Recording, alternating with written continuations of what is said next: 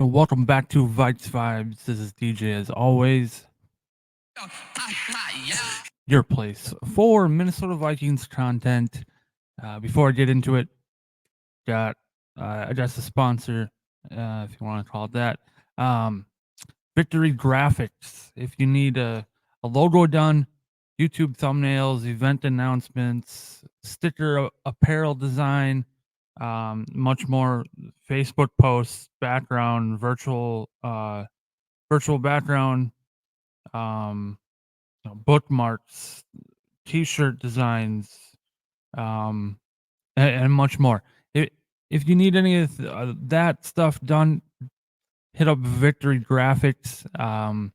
They have a Facebook, and just send an inquiry to their email address, victorygraphics@gmail.com. So, yeah, they do good work, and yeah, so go hit them up if you need something done. So, yeah. So the Minnesota Vikings. Man, where do I start? I don't know. They played Thursday night against the Los Angeles Rams. 2-4 team going against us 5-1. I mean, that speaks for itself, but they did have their two big wide receivers come back, Puka Nacua and Cooper Kupp. I really didn't feel like they were gonna have that much of an impact on the game as they actually did. But I don't know. I'm doing this on Saturday morning. I was gonna do the video earlier, but I needed some time to decompress, I guess, from that loss. It just there's just so many things in that game. Just it, it I don't know how to explain it. It I don't know. You know how I feel, Vikings fans. I just I don't know how to explain it right now. I guess yeah. But anyways, so to start off the game, we did we started off fairly good, honestly. Our first drive, we go down 1st and goal, and Darnold throws to Josh Oliver for a touchdown, put us up 7-0. In the first drive, Justin Jefferson got going right away, 3 catches, 3 first downs, and then the Rams' first drive, they go down, and the Stafford on 3rd and goal throws a touchdown pass to Tyron Williams, tied up at 7. And then our next drive, we get down into the red zone, and Donald to Trent Sherfield for a touchdown to put us up 14-7. And like I said, Puka Nacua and Cooper Kupp are both back and doing very good. Cooper Kupp didn't really get going till the second half, but Puka Nacua, he got going right away. The end of the first quarter, 14-7. One thing I noticed about the Rams right away and early in this game is they use motion a lot.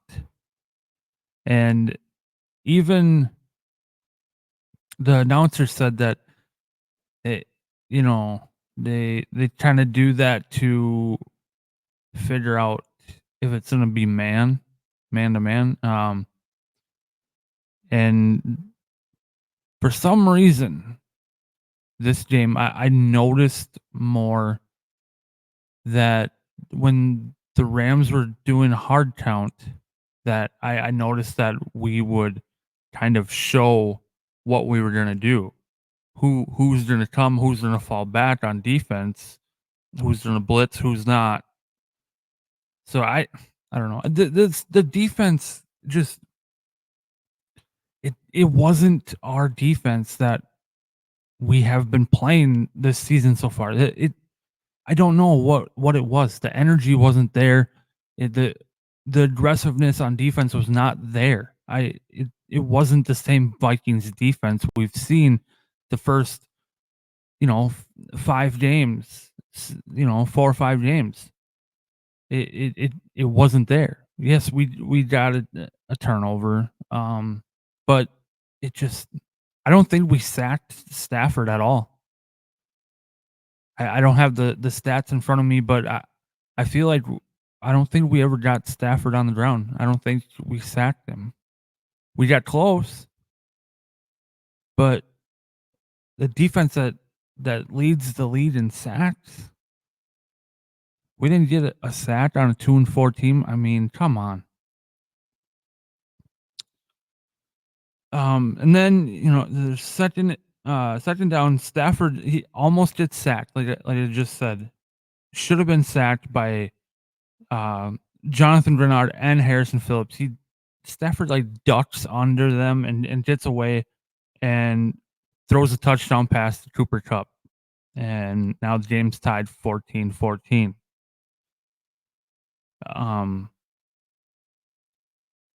There's 9:16 left in the second quarter. First punt of the game. And we get it down at the 13-yard line. And then we finally stop the Rams. 3rd and 18. We get a stop. They finally have to punt. Like I said, I don't know, B-Flow just he didn't get this defense fired up enough this game. There wasn't that energy and fire, I guess. And then the rookie Jared Verse for the Rams, he gets to Darnold, sacks him. And then, man, this play, I feel, I don't know. They said it was unnecessary to even run the play, but we were backed up. So, there's 21 seconds left in the first half, and we run the ball. We were backed up. They say that we should have just kneeled it, but I don't think we were able to kneel it, because if we kneeled it, we would have got a safety. But on that play, Christian Darrisaw's down, and he ain't getting up. Well, he ended up having to get helped to the locker room. Questenberry is in for him now, and now we know that Christian Darrisaw will miss the rest of this season, which that's just absolutely great. I don't know what we're gonna do. So then at halftime, it's tied at 14. 3rd down, we picked it off. Byron Murphy picks off Stafford's overthrown pass. All right, I was like, come on, okay, here we go. Here's our defense. Let's get the momentum. And then this crazy catch by who else? Justin Jefferson. It's on the sideline. He started with just his left hand, and he bobbled it a couple times. He caught it with his helmet, and he made sure to get his feet in bounds and hold on to that ball. It was wow. It just absolutely, I can't believe the focus on that catch and so that led to a field goal for us. We're up 17-14. And then Stafford to Robinson for a touchdown. Now the Rams are up 21-17, which is the score at the end of 3. 3rd and 4, and Darnold. This play. This play reminded me of the 2009 championship game against the Saints, where Brett Favre could have easily. He had green grass in front of him. He could ran past the first down, but instead he throws it and throws an interception. Darnold didn't throw an interception here, but you look at that play and you see in front of him, he could have ran for the first down and slid.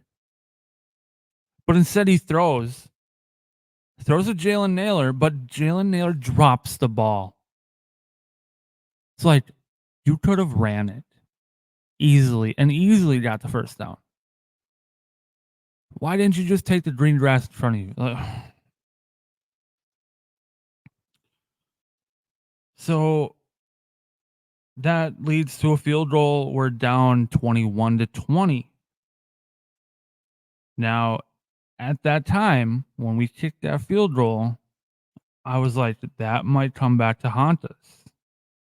I feel like we should have gone for it on 4th down there, even though Sam Darnold could have gotten a first down with his legs. But I feel like that only a field goal there is going to come back to haunt us. Okay, the Rams, they go down. Stafford to Robinson again for a touchdown. We're down 28-20. Darnold is sacked again by the rookie Jared Verse. And guess who he beats? David Quessenberry, who is in for the injured Darius. We punt. It's an 8-point game. And then we get the Rams to punt with a minute 53 left. We have no timeouts. Down at the 3-yard line.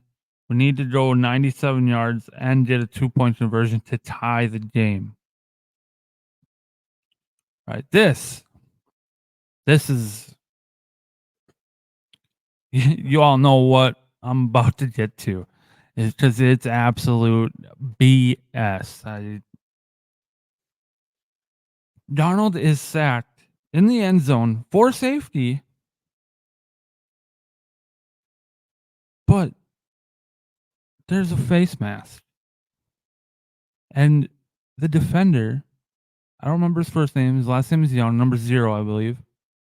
He knows that he committed that face mask penalty because his hands were on his head like, oh my God, why did I do that?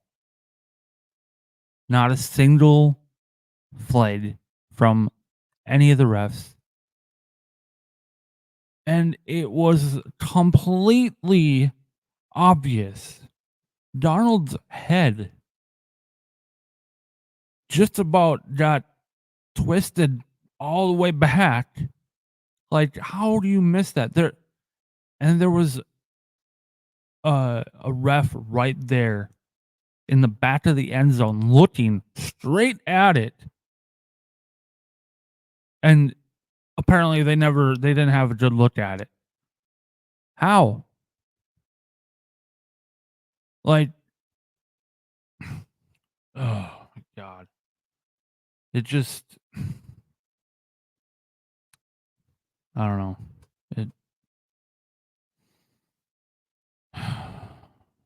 It's complete, and I don't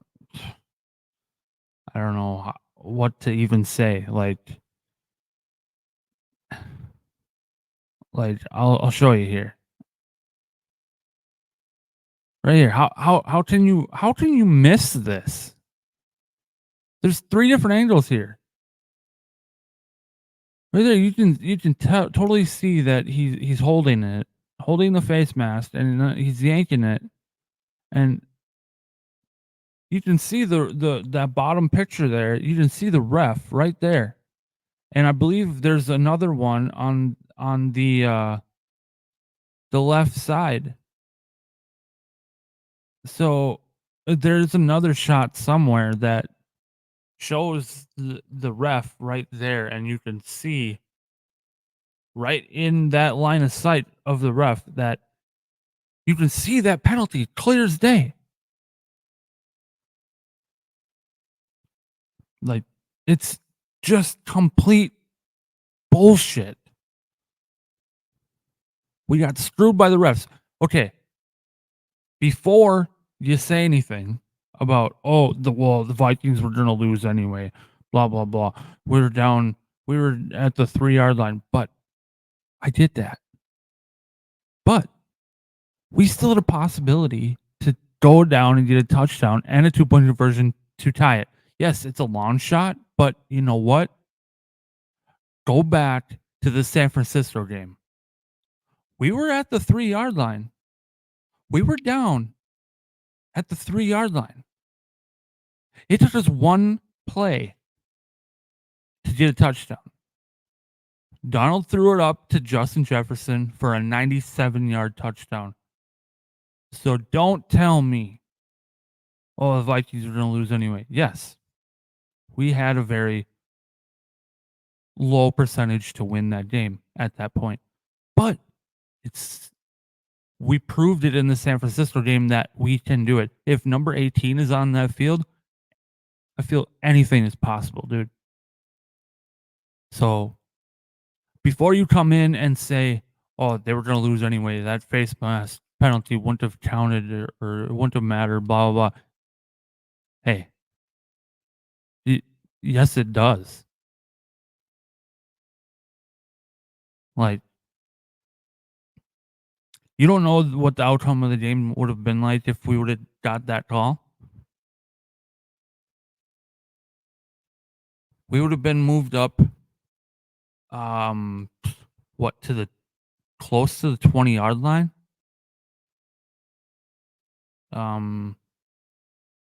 It would have been past the 20-yard line actually, and I mean Donald could have thrown it up to Addison to Jefferson. They could have scored a touchdown. You never know, but we did it already against San Francisco of all teams. So don't come in and tell me that it doesn't matter. They were going to lose anyway. Blah blah blah. Stop. Just stop. But like, you know, this isn't the only reason we lost the game. Honestly, it's a big factor, I guess. But like I said before, the defense was not how it has been. The Darisaw injury really took a toll on us as Quessenberry. Don't get me wrong, Quessenberry isn't Darisaw. He got beat a few times, which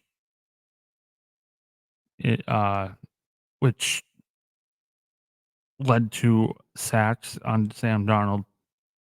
So there's multiple things. So and then of course the refs.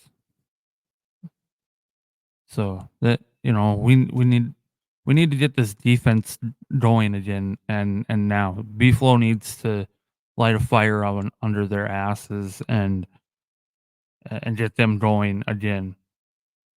We need that tough, fiery defense back again.